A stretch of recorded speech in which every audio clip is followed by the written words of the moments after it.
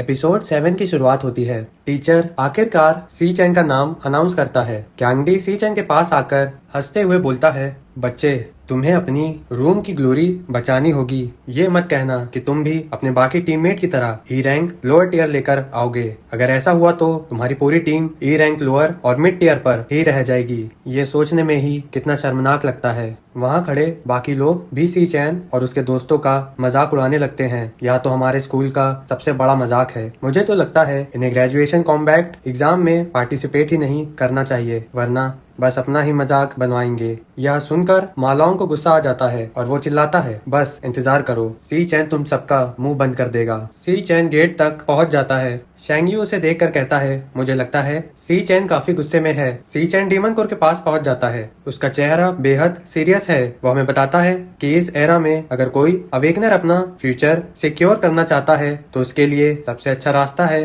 किसी high level guild को join करना। लेकिन हाई लेवल गिल्ड ज्वाइन करना आसान नहीं होता। ज्यादातर लोगों के पास अपनी पावर और एबिलिटी दिखाने का सिर्फ एक मौका होता है, ग्रेजुएशन कॉम्बैक्ट एग्जाम। इस एग्जाम में टीम बनाना अलाउड है। हर टीम में ज्यादा से ज्यादा 10 लोग हो सकते हैं और हर कैंडिडेट फ्रीली किसी भी टीम को चुन सकता है। जो टीम फर्स्ट प्लेस पाती है उसके सभी मेंबर्स को सीधे national top tier imperial guild में रिक्रूट कर लिया जाता है। ये एवोल्यूशनरी एग्जाम ही डिसाइड करता है कि तुम्हारी रैंक क्या है और फ्यूचर में टीम बनाने में भी यह बहुत मदद करता है। इसी बीच सीन क्यांगडी पर आता है, जो एक पर्सन को गोंगटिंग के पास लाकर बताता है, बॉस इसका नाम यानलिन है। ये भी डी रैंक लोअर टियर पर है। इसके आने से हमारे 10 मेंबर की टीम कंप्लीट हो गई है, जिसमें से 9 लोग डी रैंक पर हैं। सब बेहद खुश हो जाते हैं। क्यांगडी हंसते हुए कहता है, हमारी टीम अब सबसे स्ट्रॉन्गेस्ट टीम बन चुकी है। इस बार फर्स्ट प्लेस हमारा ही होगा। सी चैन के दोस्त यह देखकर मन में सोचते हैं, प्रेसिडेंट की टीम सबसे पावरफुल है,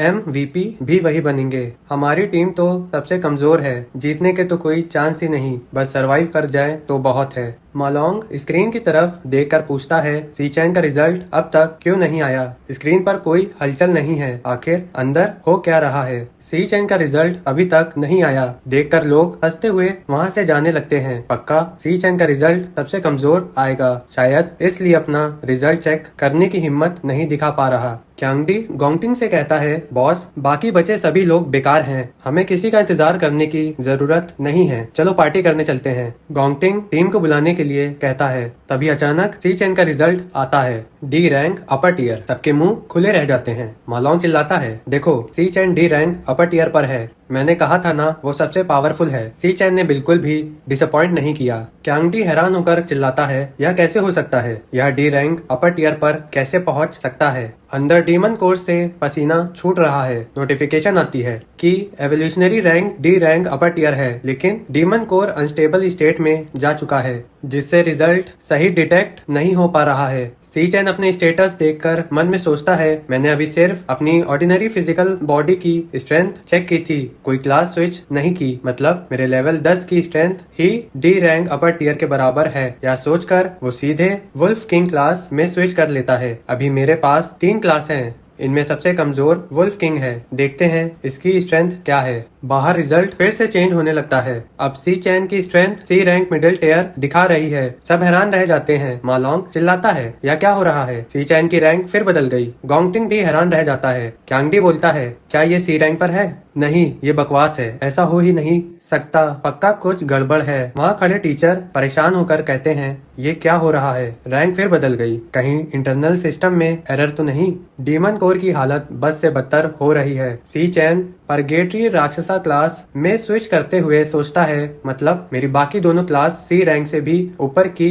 होना चाहिए। चलो देखते हैं मेरी सबसे स्ट्रॉन्ग फॉर्म कितनी पावरफुल है। डीमन कोर की हालत और खराब होने लगती है और अचानक बाहर आसमान बदलने लगता है। सब ये देखकर हैरान रह जाते हैं। सी चैन के दोस्त हाथ जोड़कर मजाकिया अंदाज में कहते हैं, ये तो अनरियल फिनोमिना है, यकीन नहीं हो रहा, हम हिस्ट्री के विटनेस बन रहे हैं। सी चैन का रिजल्ट सामने आता है, पोटेंशियल एस रैंक। टीचर हैरान होकर कहते हैं, क्या एक और एस रैंक सामने आया है? गोंगटिंग की हालत खराब होने लगती है, लेकिन अभी पोटेंशियल डबल एस रैंक में बदल जाता है और कुछ ही देर में ट्रिपल एस रैंक में। सिस्टम वार्निंग देता है कि पोटेंशियल मैक्सिमम लिमिट पर पहुंच चुका है और उसे डिटेक्ट नहीं किया जा सकता। क्यांगडी की हालत खराब हो जाती है, ऐसा नहीं हो सकता। पक्का सिस्टम में गड़बड़ है। अचानक वहाँ लगी स्क्रीन टूट जाती है। दोनों टीचर भागते हुए अंदर जाते हैं। डीमन कोर पक्का ओवरलोड हो चुका है, जल्दी अंदर जाकर चेक करना होगा। अंदर जाकर टीचर सीचैन से पूछते हैं, स्टूडेंट तुम ठीक तो हो? सीचैन जवाब देता है, हाँ मैं ठीक हूँ। डीमन कोर की हालत बेहद खराब देखकर टीचर बोलते हैं, क्या डीमन कोर मर गया? ये इतना खराब कैसे हो सकता है? कहीं हमने डीमन कोर का इस्तेमाल कुछ ज्यादा तो नहीं कर दिया? सी चैन वहाँ से जाते हुए मन में सोचता है, गलती से मैंने कुछ ज्यादा ही फोर्स इस्तेमाल कर दिया जिससे डीमन कोर मर गया, पर मुझे नहीं पता था इसके बदले मुझे ऐसा बोनस मिल जाएगा। असल में सी चैन ने उस ए रैंक डीमन कोर को एब्जॉर्ब कर लिया है, जिसकी मदद से वो अपने आसपास 100 मीटर के दायरे में किसी भी पर्सन का पावर रैंक डिटेक्ट कर सकता है, और अगर उस रेंज में कोई खतरा हो तो वो वार्निंग भी दे देगा। सी चैन सोचता है, मैंने नहीं सोचा था कि इस तरह मैं डीमन कोर की पावर भी एब्जॉर्ब कर लूंगा।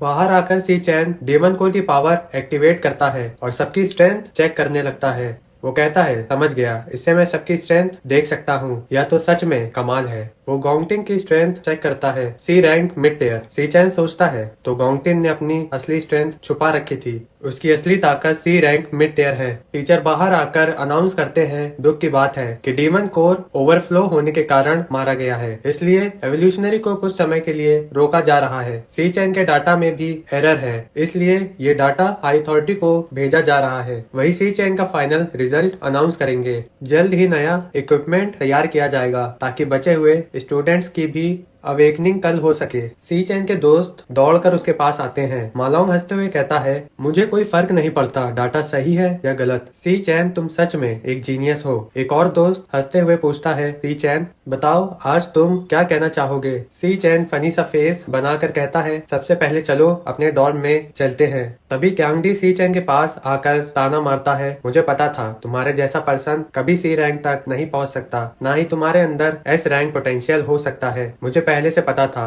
टेस्ट इक्विपमेंट में ही कोई गड़बड़ है। तुम्हारी वजह से डीमन कोर टूट गया और तुम यूं ही जाना चाहते हो। इसकी जिम्मेदारी भी नहीं लोगे? तुम्हारी वजह से इतने सारे स्टूडेंट्स रुक गए, यहाँ तक कि हमारे स्टूडेंट काउंसिल के मेंबर्स को भी कल तक इंतजार करना होगा। क्या तुम्हें नहीं लगता तुमने इतने लोगों का टाइम वेस्ट किया है? सी चैन गुस्से से क्यांगडी की तरफ देखता है और मन में सोचता है, यह पर्सन रुकने वाला नहीं है, क्या मुझे इसे क्रिपल कर देना चाहिए? तभी गॉन्गटिंग बीच में आकर क्यांगडी से कहता है, क्यांगडी पीछे हट जाओ, तुम्हें हमारे टीममेट से इस तरह रूखे तरीके से बात नहीं करनी चाहिए। क्यांगडी हैरान होकर पीछे हट जाता है। गॉन्गटिंग सी चैन के पास आकर कहता है, सी चैन मैं चाहता हूँ तुम मेरी टीम ज्वाइन करो, फिर हम साथ में ग्रेजुएशन कॉम्बैट एग्जाम देंगे। अगर हम साथ ये एग्जाम देते हैं तो मुझे यकीन है हम हिस्ट्री का सबसे हाईएस्ट स्कोर बना सकते हैं। बताओ क्या तुम हमारी टीम ज्वाइन करना चाहोगे? यह सुनकर सी चैन भी उसकी तरफ देखने लगता है और ये एपिसोड यहीं समाप्त हो जाता है। If you like this video please like and subscribe और मिलते हैं इसके नेक्स्ट एपिसोड में।